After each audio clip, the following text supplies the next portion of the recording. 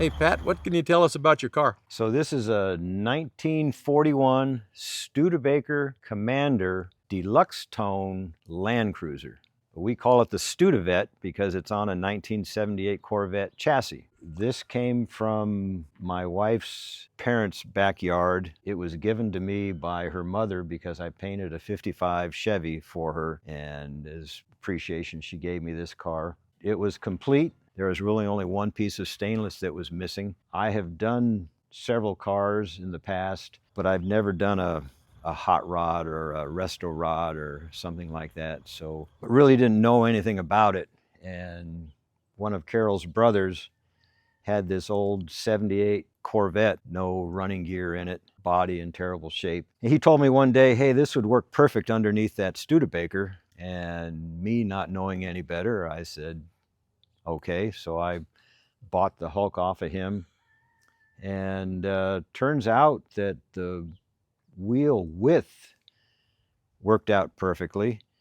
It needed to be lengthened a little bit to fit the wheelbase, but Carol's brother-in-law, who's also a motorhead, he had another Corvette, I think it was a 79, that was the same condition. He was going to take some piece off of it and then junk the rest. So he said, well, you can have the rest of it. And so I took the two pieces, and all I did was put the two pieces together, put the body on this, and then got rid of everything else because I hated having all the junk in my yard.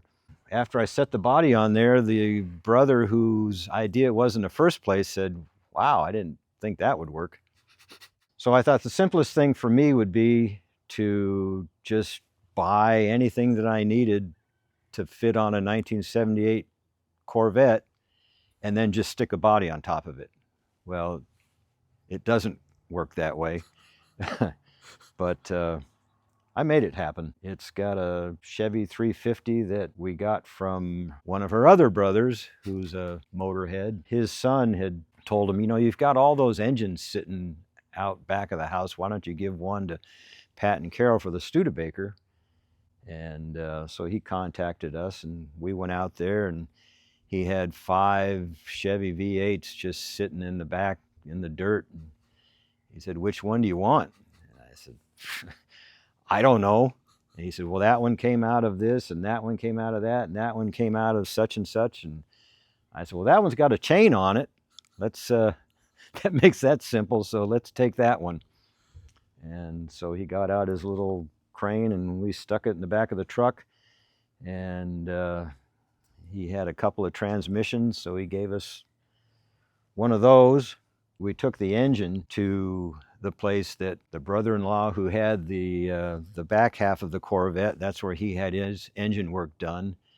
And so we dropped the engine off there, and I told my neighbor over here that what I was doing, and he says, well, my cousin builds race transmissions, and he's right next door to that guy. So he contacted him, and we took the transmission over there.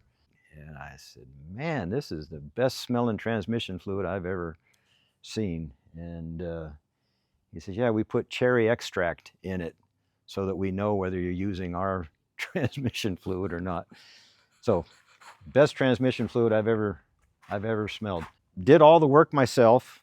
The body, the paint, but it's a blue that they hadn't made in years. And I've always thought it was striking. And we were at a car show, and there was a car painted this color. And I asked him, so what is it? He says, well, they call it Petty Blue after Richard Petty, because it was the color that he used to paint his cars. So I went to the paint shop, and I'm looking for Petty Blue, and there is no such thing. But it turns out it's a Dodge color, late 60s vintage, called Corporate Blue. And then the stripe, I had kind of wanted a lilac violet kind of color, and we went and found some paint chips and said, okay, make us up a little sample of that.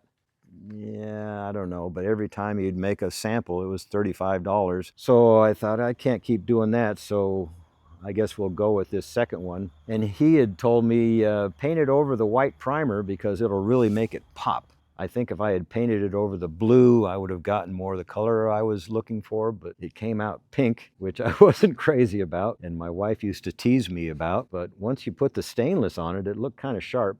This piece right here, was, I don't know what the stuff was. It's plastic, but it was all sun cracked and brittle and needed to be replaced. And they made that 3D printing. They made several of the items in the car with 3D printing, including the pink emblem underneath the window. Those were all cracked and gone, and I had no idea what was even supposed to be in there. But we had gone to the Studebaker Museum back in Indiana, and they have an archivist there, and I contacted him and asked him, can you send me a picture of what was supposed to be in there? And he said, better than that, I can send you the technical drawings. So he sent me the sheet, and I took it down to the 3D printer, and they made those pieces. They made the bezels for the windows and doors, and they also made me a new grill. I had one grill. It had some bent bars, but the other one was broken and it had pieces missing. So anyway, I said, could you make a new grill? And he said, yeah, we can do that. Before I started on this, I used to call this the ugliest dash ever developed, but it's not too bad once you get it all cleaned up, and we had all the instruments restored. I think it's beautiful. I can't believe you thought that was ugly. Oh, you should have seen it before. before. So we put in air conditioning, and we put in power brakes, power steering, power door locks, and power windows. I wanted a car that looked like it was original. So other than the Corvette wheels, the car doesn't look like it's been changed. So I didn't really want to have the power window switches anywhere, so I figured out how to do this. Well, I really like that. Wow. I would have liked to have kept the original Studebaker steering wheel, but I could not get it to come off the steering column and destroyed it in the process. I wasn't sure where I was going to get rubber to redo the wind wings, and I didn't really like the way they looked, so I thought, I'll see if I can eliminate them. So I figured out how to eliminate them on the front, and on the back, because of all of this, I had to move the window up here. And so I managed to make this metal piece and weld it in, and thought, man, that really worked out great. Not realizing that I was going to have to do the same thing on the inside. I like the way it turned out. I would have never known that this thing had wind wings front and back if you hadn't have told me. You made it look factory. Little footrest down there and the grab bar, and an old ashtray. Nice. That is nice. Don't see those anymore. No, sir. A little grab handle. Pretty neat old car. Well, very good. And thank you for that, Pat. Yep.